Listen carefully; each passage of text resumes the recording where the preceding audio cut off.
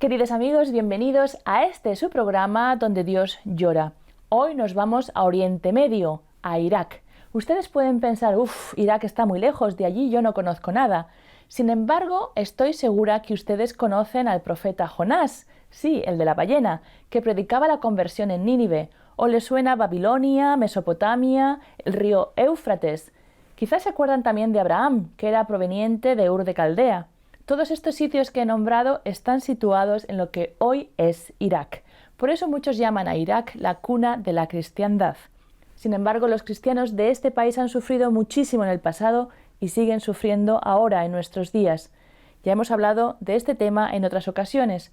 Desde la caída de Saddam Hussein, el país entró en el caos y la anarquía, y la minoría cristiana fue objeto de persecución, secuestro y asesinato, llegando a su culmen en junio, julio, agosto del 2014, cuando los terroristas del llamado Estado Islámico ocuparon la llanura del Nínive y Mosul, donde vivían la mayoría de los cristianos iraquíes.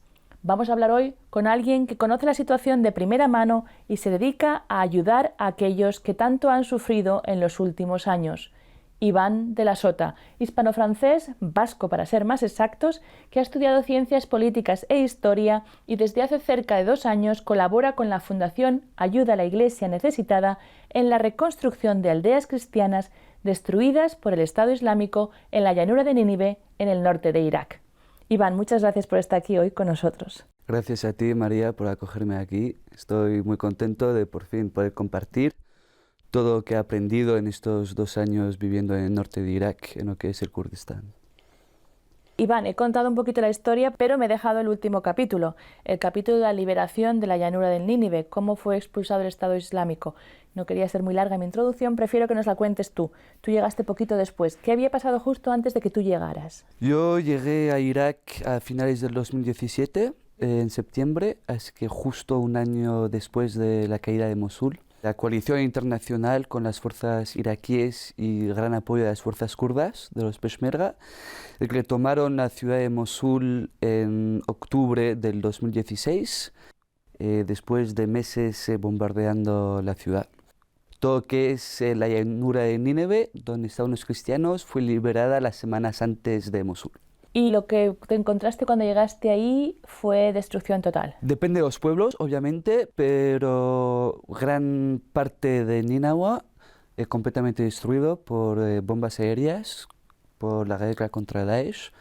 Daesh basado, escondido en casa por casa. Iván, espera, Daesh es el nombre inglés del Estado Islámico. Daesh es el acrónimo árabe, sí, árabe no inglés, del Estado Islámico. Y Nínive es el nombre árabe sí, de Nínive. Nínive es la llanura de Nínive. Exactamente, sí, o sea que estaba destruido todo. No, perdona, puedes seguir. Daesh utilizaba las casas como bases militares y entonces obviamente para sacarlos de ahí pues había que bombardear y poder enviar a gente ahí.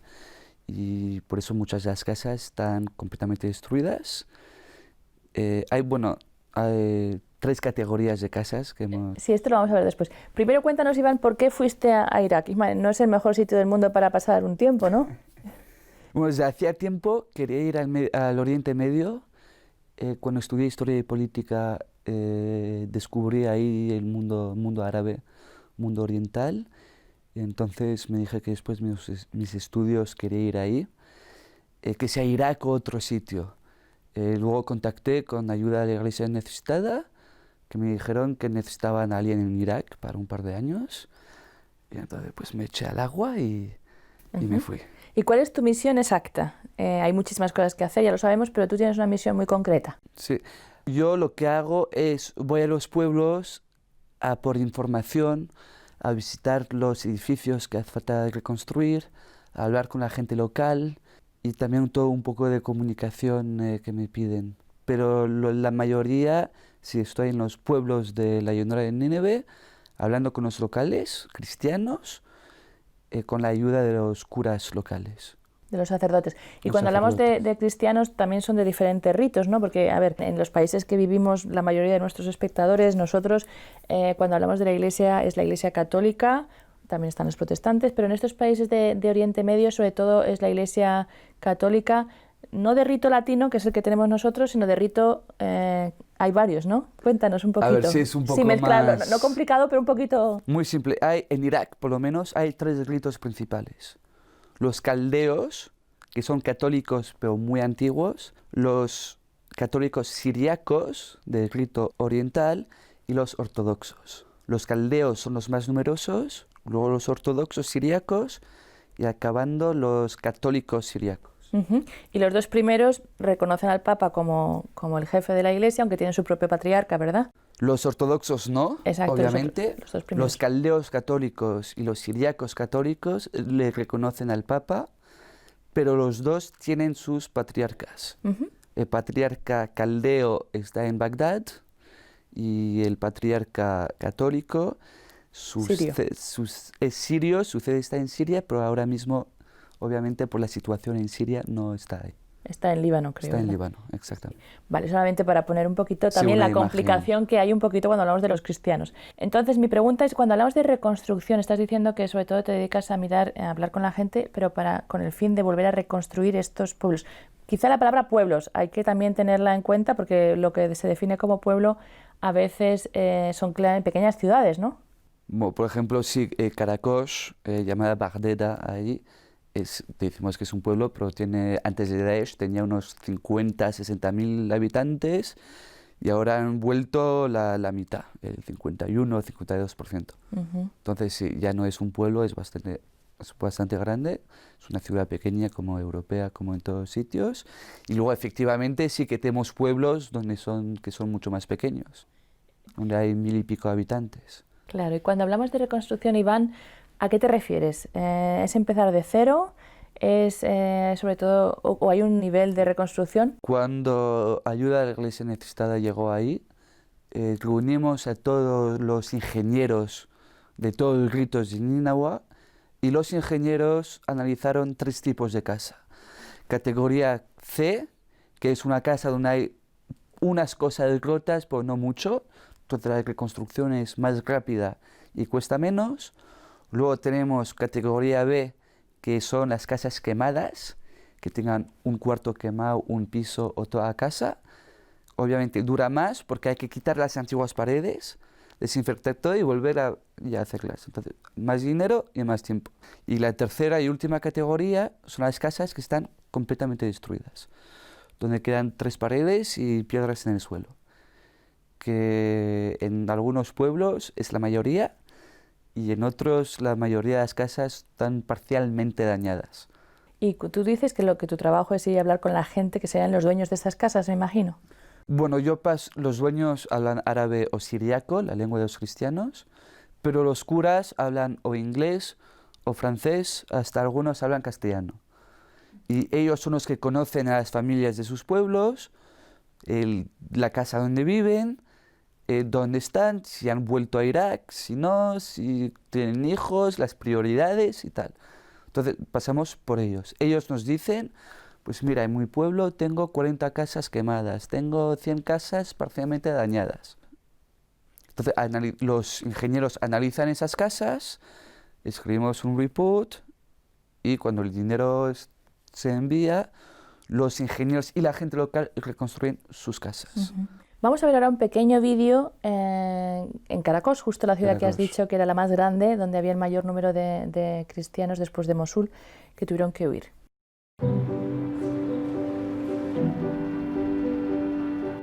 Buenos días, soy el padre George Yaola, sacerdote católico sirio de Bagdeda, Karakosh. Bagdeda es la ciudad cristiana más grande de Irak. Tenemos más de 7.000 casas. Después de 2 años de ocupación del ISIS en la ciudad, nos hemos percatado de que más de 1/3 de las casas están destruidas o incendiadas. Entonces comenzamos a reparar todas las casas y la infraestructura.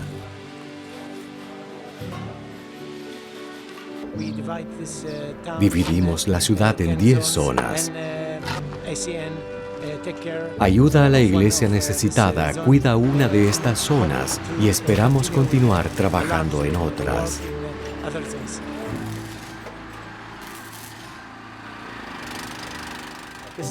Este es un olivo que recibimos de ACN, el dueño de casa. Este es un símbolo de la resistencia en estas tierras, por eso es un árbol tan significativo.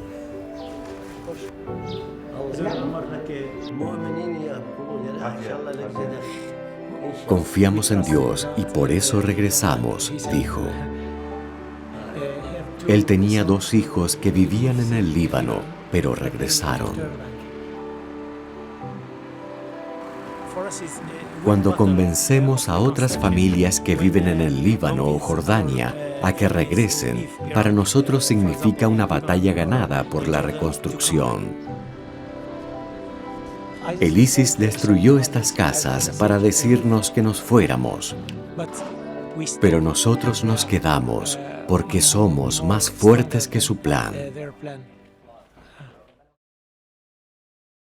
Queridos amigos, aquí estamos de vuelta en su programa Donde Dios llora, hoy dedicado a Irak, y tenemos en el estudio a Iván de la Sota, que está allí ayudando a la reconstrucción de esta zona tan castigada en los últimos años. Iván, estábamos viendo esta destrucción, Sí.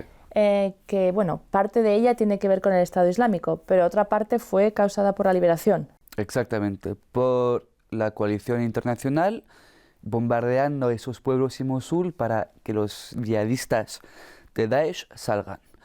Y como nos dijo el patriarca caldeo, el señor Sacco, que hay que tener un punto de vista neutral y balanceado, que no es toda culpa de los musulmanes, de los suníes, ni toda culpa de la coalición internacional. Hay que ver la situación en cada sitio para poder determinar qué ha pasado exactamente, pero no se puede echar toda la culpa a un solo grupo. Bueno, que los cuales que empezaron en la batalla, o sea, la invasión vino de una parte, ¿no? Luego, Vino de una parte. la destrucción sí fue motivo también quizá de una lucha un poco brutal para Exacto. nosotros, ¿no? Iván, tú trabajas muy unido al padre Yahola. Creo que es una de las personas que también, de estos sacerdotes Sí. que estás contando, que van contigo a los pueblos y que se dedica a analizar, él es uno de estos, es el padre Yahola. ¿Cómo describirías a estos héroes de la reconstrucción? Quiero nombrarlos así.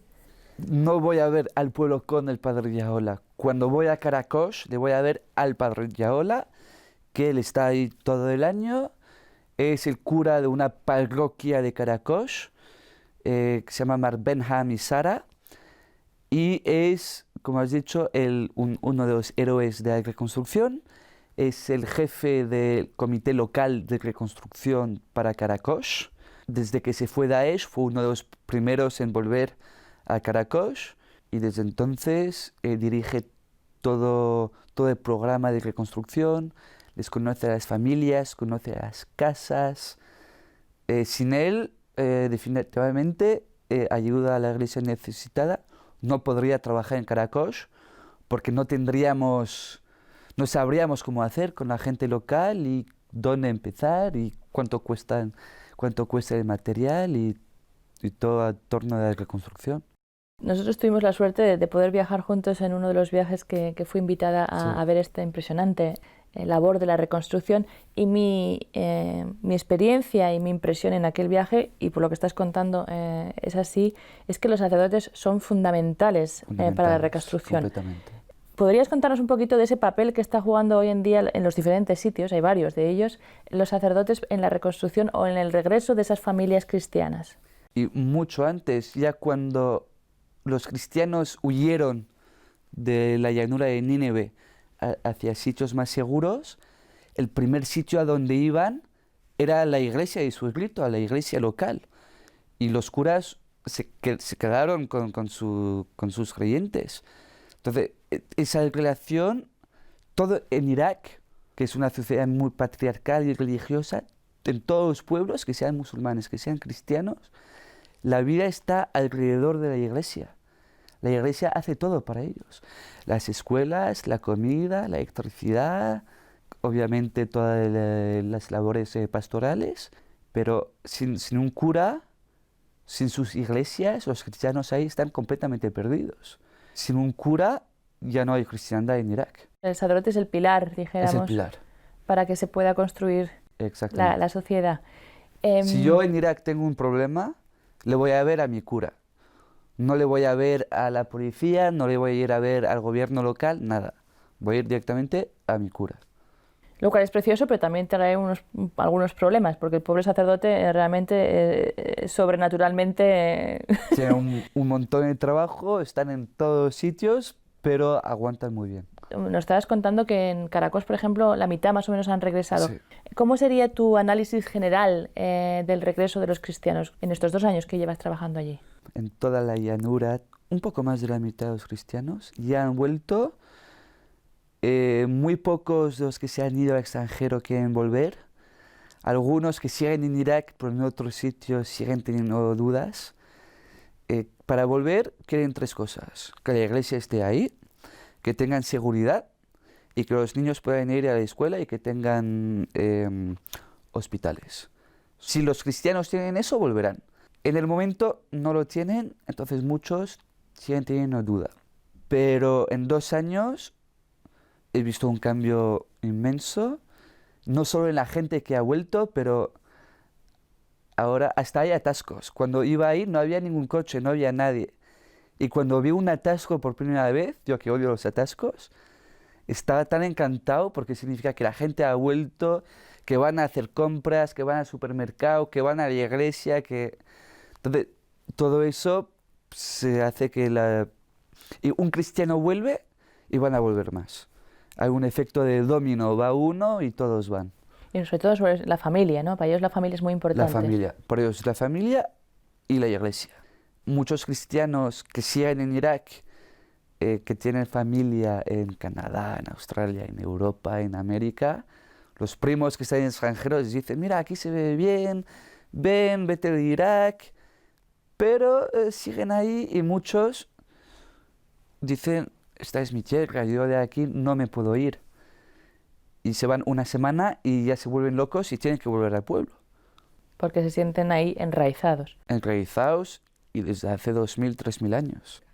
Iván, tú has vivido muchas historias y has estado muy cerca de esta gente. ¿Cuál sería quizá una de las historias que podrías contarnos que te han tocado muy de cerca? La experiencia, una de las más, no difíciles, porque más angustia me ha dado, está en un pueblo de la llanura de Nínive que se llama Badnaya, que sigue hoy mismo destruido al 90%, no ha vuelto nadie, y me invitaron a un funeral ahí.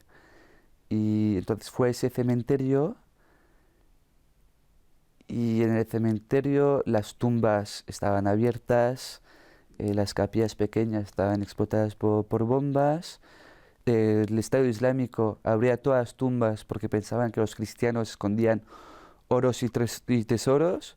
Entonces yo estaba en ese cementerio, todas las tumbas abiertas, algunas estaban tapadas con unas mantas, y obviamente un funeral, todo el mundo vestido de negro, todo el mundo llorando, y era un pueblo controlado por una milicia. Entonces en los tejados de alrededor había gente con ametralladoras. Y me entró una angustia esta noche de cementerio destruido con gente llorando y gente armada, que no miedo, pero una angustia. Y eso fue uno de los momentos que más me movieron. Luego, obviamente, cada vez que le visito a una familia, con las cosas que nos cuentan, también son otros momentos muy, muy movidos que nos llena de alegría y es lo que nos da ganas de seguir trabajando ahí. Porque muchos de ellos también nunca en su vida pudieron pensar que realmente conseguirían volver, ¿no? Alguno de ellos. Muchos de ellos pensaban irse de las llanuras de Nínive 3 semanas como máximo. Se fueron 3 años.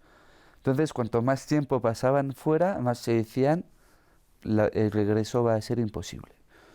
Daesh va a seguir ahí, o cuando se irá a Daesh va a venir otro grupo musulmán. Y entonces, durante muchos años no querían volver. Y como dije antes, se libera, vuelven 2 familias, 3 a ver la casa, qué ha pasado.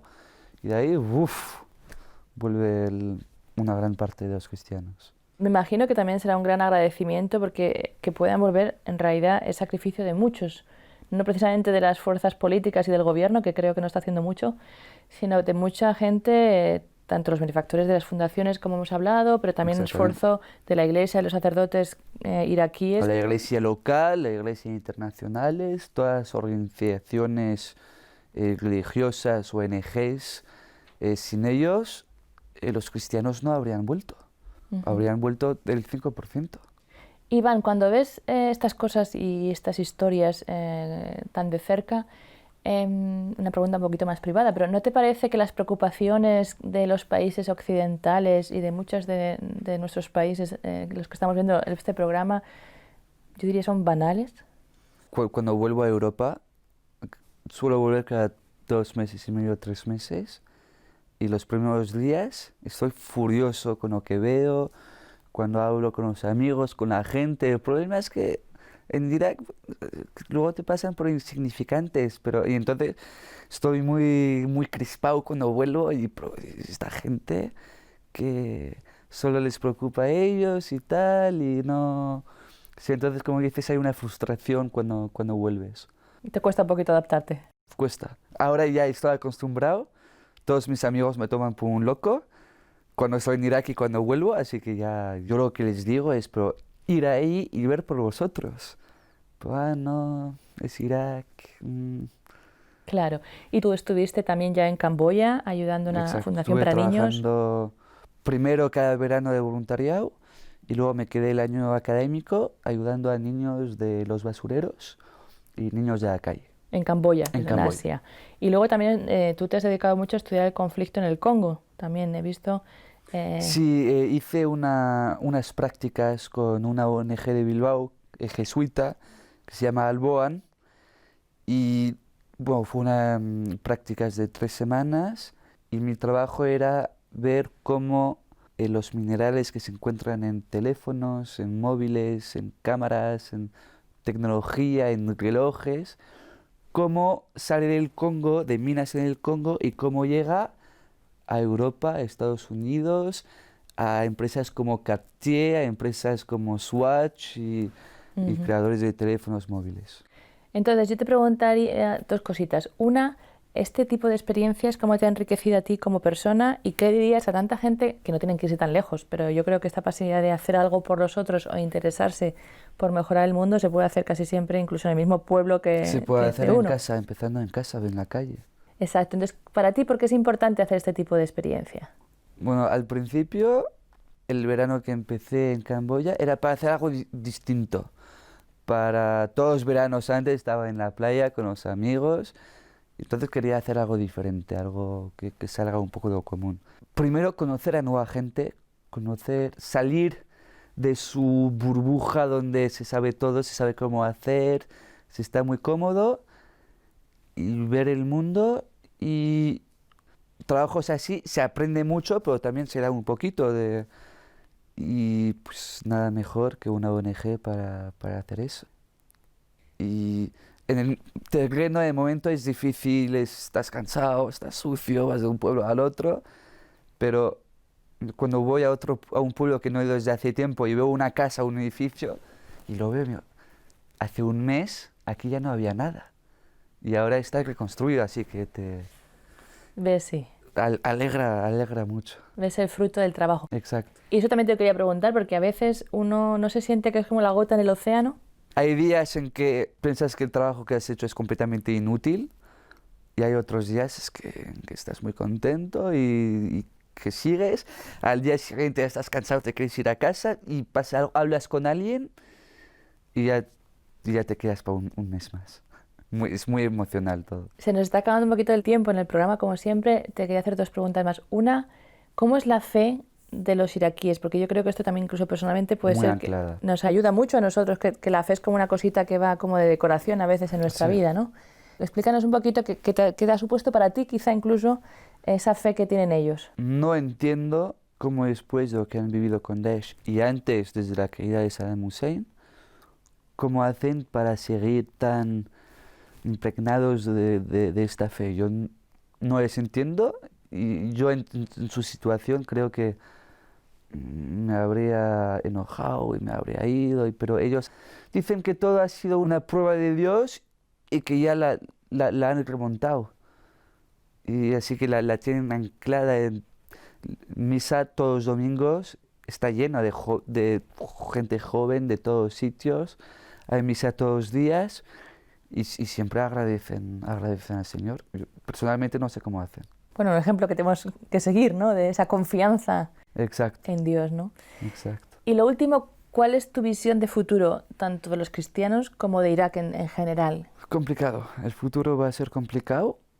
Lo que es seguro es que si desde hace 2 años la reconstrucción, las ONGs y las organizaciones no habrían venido a la llanura de Nínive, los cristianos no habrían vuelto y la cristiandad habría perdido su hogar, la tierra de Abraham.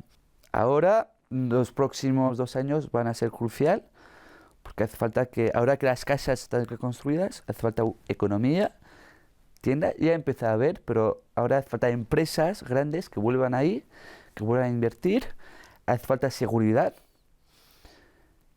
Sin la seguridad, como dije antes, los cristianos no van a volver. Entonces estos próximos años serán muy cruciales.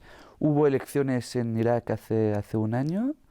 Y en teoría, con el nuevo gobierno que es más moderado, las cosas tendrán que mejorar. Pero es un país donde las cosas pueden cambiar de un día para otro. Muy bien, Iván, pues muchas gracias por habernos compartido tu testimonio, tu experiencia. Con mucho gusto, María. Y gracias también a ustedes, queridos amigos, por haber seguido su programa Donde Dios llora, hoy hablando de Irak. Si quieren ayudar a este país, a la reconstrucción de este país, ayudar a la Iglesia en Irak, no duden en contactar con la dirección que van a ver ahora, al final, en sus pantallas. Muchas gracias, que Dios les bendiga y hasta la próxima semana.